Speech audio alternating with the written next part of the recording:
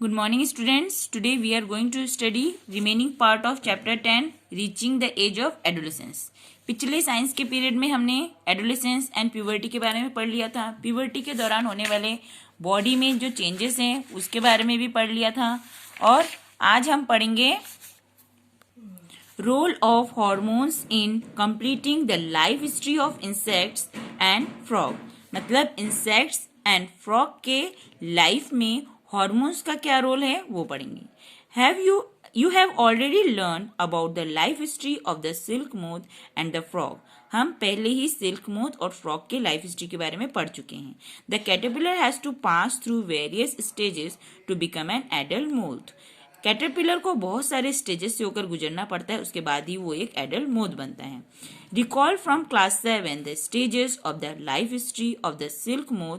Similarly the tadpole passes through certain stages to become a frog. उसी तरीके से frog को भी कुछ निर्धारित स्टेजेस में से होकर गुजरना पड़ता है और उसके बाद ही वो एक एडल्ट फ्रॉग बनता है.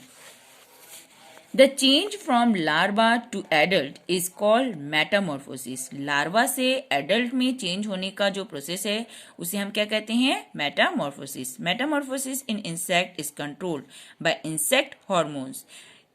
जो इंसेक्ट्स हैं वो मेटामॉर्फोसिस के उसमें जो प्रक्रियाएं होती हैं वो किसके द्वारा कंट्रोल होती हैं? इंसेक्ट हॉर्मोन्स के द्वारा. It is controlled by thyroxine और ये थायरोक्सिन के द्वारा कंट्रोल होता है. The hormone produced by thyroid और हार्मोन थायराइड के द्वारा प्रोड्यूस होता है.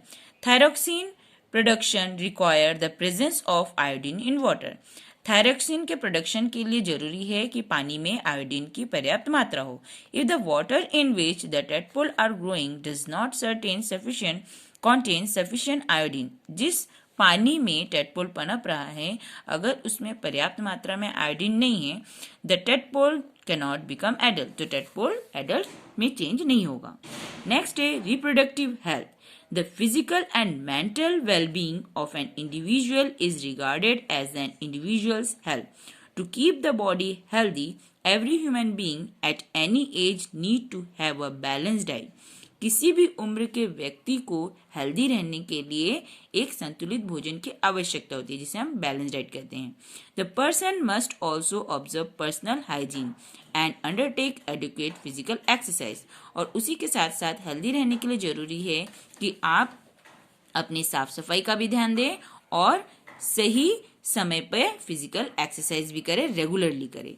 During adolescence however this become even more essential as the body is growing. क्योंकि जो एडोलेसेंट पीरियड रहता है उसमें बॉडी एक ग्रोइंग पीरियड में होती है. सो इस समय भोजन का संतुलित मात्रा में होना और साथ ही साथ बॉडी के लिए एक्सरसाइज दोनों ही जरूरी है. Nutritional needs of the adolescents. Adolescents में किन पोषक तत्वों की जरूरत होती है वो देखेंगे हम. Adolescence is a stage of rapid growth and development. Adolescence एक ऐसा स्टेज होता है जिसमें ग्रोथ जो है बहुत ही स्पीड में होता है और डेवलपमेंट होता है. Hence the diet for an adolescent has to be carefully plan. इसीलिए किसी भी एडोलेसेंट के लिए, किसी भी किशोर या किशोरी के लिए उनका जो डाइट है बहुत ही सावधानी से हमें प्लान करना चाहिए. You have already learn what a balance diet is. Recall that a balance diet means that the meals include protein, carbohydrates, fats and vitamins in requisite proportion. मतलब सही मात्रा में इन सभी चीजों का उपस्थित होना जरूरी है भोजन में. Indian meal of roti, rice, dal, pulses and vegetables is a balanced meal. हमारे भारतीय भोजन में रोटी और या फिर चावल और दाल means pulses and vegetable is balanced meal. ये सब हमारे भोजन के में अगर उपस्थित है तो वो बैलेंस्ड मील कहलाता है. Milk is balanced food in itself. दूध अपने आप में ही एक कंप्लीट बैलेंस डाइट कहलाता है. फ्रूट ऑल्सो प्रोवाइड नरिशमेंट और साथ ही साथ फलों से भी हमें पोषण मिलता है. For instant mother's milk provide all the nourishment that they need. और मदर मिल्क में वो सारी चीजें रहती हैं जो ग्रो के लिए जरूरत होती है जिनकी. Iron builds blood and iron-rich foods such as leafy vegetables, jaggery, meat, citrus, Indian gooseberry, amla, Indian gooseberry means आंवला आर गुड फॉर एडोलेसेंट। तो ये सभी चीजें एडोलेसेंट के पीरियड में बहुत ही जरूरी होती है। Check items for lunch and dinner in your meal. Is the meal balanced and nutritious? क्या आपका जो मील है वो बैलेंस्ड है या पोषण से पूर्ण है?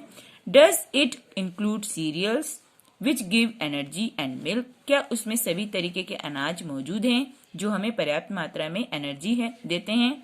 क्या आप दूध भी लेते हैं, मीट लेते हैं, नट्स लेते हैं या पल्सेस भी लेते हैं which provide protein for growth, जो हमारे शरीर को प्रोटीन प्रदान करता है? Also does it include fats and sugar that give energy? तो फैट और शुगर भी जरूरी है क्योंकि इससे हमें क्या मिलता है? Energy.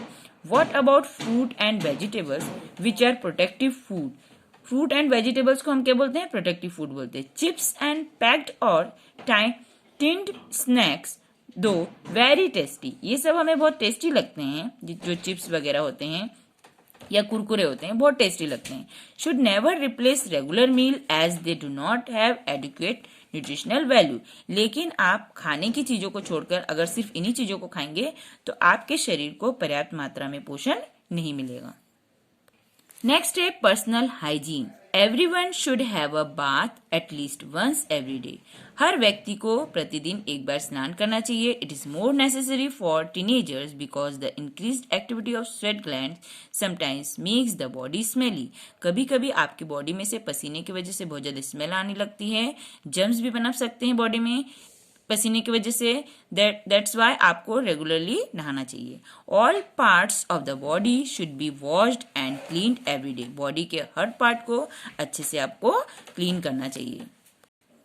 If cleanliness is not maintain there are chance of catching bacteria infection, bacterial infection. अगर आपने साफ सफाई का ध्यान नहीं दिया तो आपको बैक्टीरियल इन्फेक्शन भी हो सकता है। Girl should take special care of cleanliness during the time of menstrual flow. They should keep track of their menstrual cycle and be prepared for the onset of menstruation. और girls को भी इस दौरान बहुत ही ज्यादा सावधानी से रहना चाहिए। नेक्स्ट है physical exercise.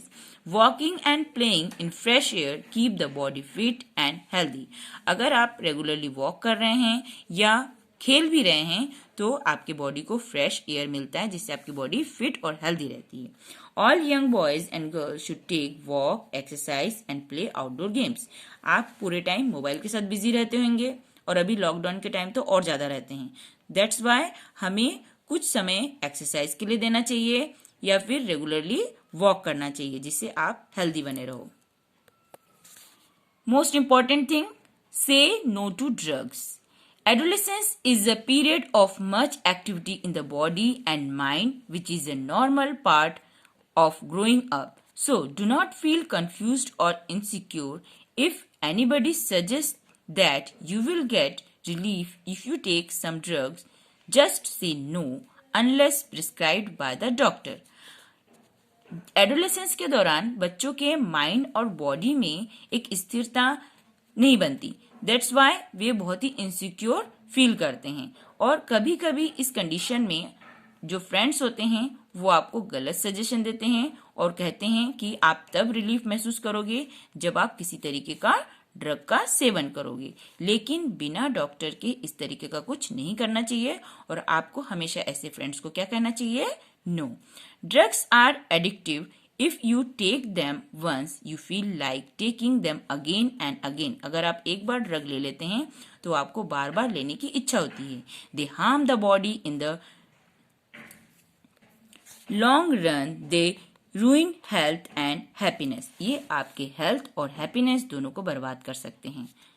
You must have heard about AIDS, which is caused by a dangerous virus, HIV. This virus can pass on to a normal person from an infected person by sharing the syringe used for injecting drugs.